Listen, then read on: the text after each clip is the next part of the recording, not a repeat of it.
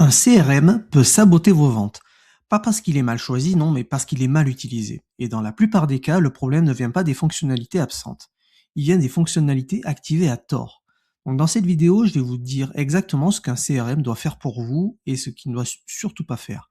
Parce qu'un outil qui structure votre développement commercial et un tableau de bord qui vous donne l'impression de travailler sans que vous avanciez d'un centimètre, la différence est plus fine qu'on ne le croit et je vais vous parler en fait d'une fonctionnalité précise que presque tout le monde active en premier et qui, dans beaucoup de cas, détruit plus de relations commerciales qu'elle n'en crée. Donc je vous dis laquelle dans un instant. Et si vous voulez structurer votre entretien commercial de A à Z, indépendamment du CRM, j'ai préparé pour vous une ressource gratuite, les 3 étapes pour vendre naturellement sans forcer.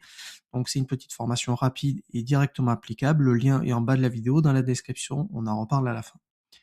Donc, partie 1, ce qu'un CRM est censé faire et que la plupart oublient. Donc, un CRM pour Customer Relationship Management, c'est pas un outil de reporting. Ce n'est pas non plus un logiciel de relance automatique, c'est en fait un outil de mémoire commerciale.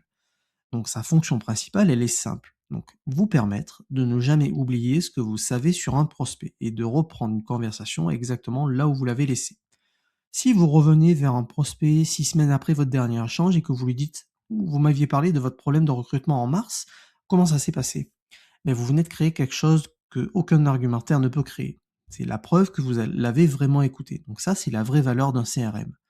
Tout le reste, les tableaux de bord, les scores de leads, les séquences automatisées, ça c'est secondaire et dans certains cas, franchement contre-productif. Partie 2, les fonctionnalités vraiment indispensables. Donc, voici les 3 fonctionnalités selon lesquelles un CRM ne sert à rien. Donc, premièrement, la fiche contact enrichie, nom, entreprise, rôle. Donc ça, c'est des informations basiques. Mais ce qui fait vraiment la différence, c'est ce que j'appelle la couche humaine.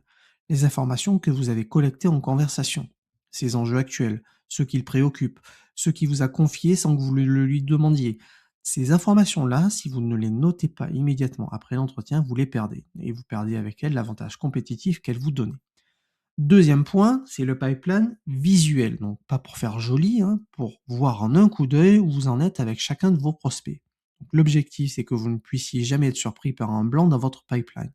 Si vous regardez votre CRM le lundi matin et que vous n'avez rien à faire cette semaine, eh bien, quelque chose ne va pas, on est d'accord. Et vous le voyez immédiatement. Troisième point, les rappels et prochaines étapes. Chaque entretien doit se terminer avec une prochaine étape concrète enregistrée dans le CRM. Non, pas de mention à recontacter. Il faut une date, une action, un engagement. Donc si vous n'avez pas ça, votre CRM n'est en fait qu'un carnet d'adresses coûteux. Partie 3, ce qui est contre-productif est la fonctionnalité piège. Donc la fonctionnalité que presque tout le monde active en premier dans un CRM et qui cause le plus de dégâts, ce sont les séquences d'emails automatisées. Donc l'idée semble séduisante, oui. Vous configurez une série de messages, vous l'attachez à un contact et le CRM envoie automatiquement un mail à J+3, J+7 et un troisième mail à J+14. Donc vous avez l'impression de relancer sans effort alors qu'en fait en réalité vous êtes en train de standardiser une relation qui devrait être personnelle.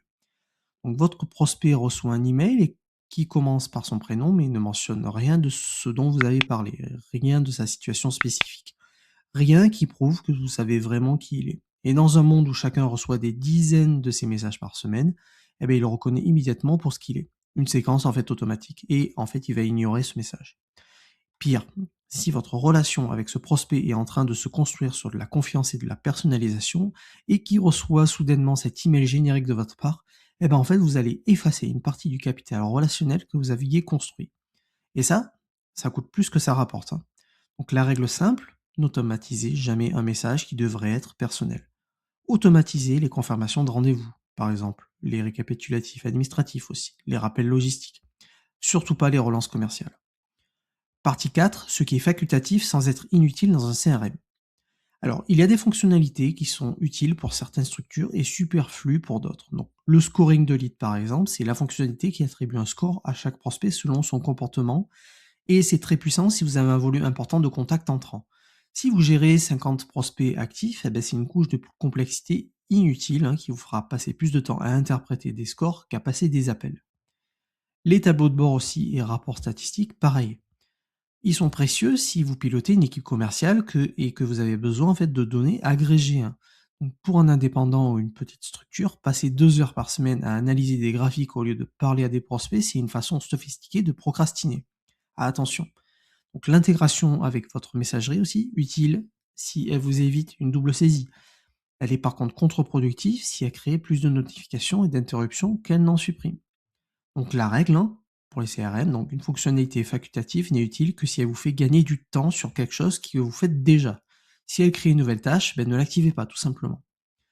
Alors un bon CRM doit répondre à une seule question avant tout.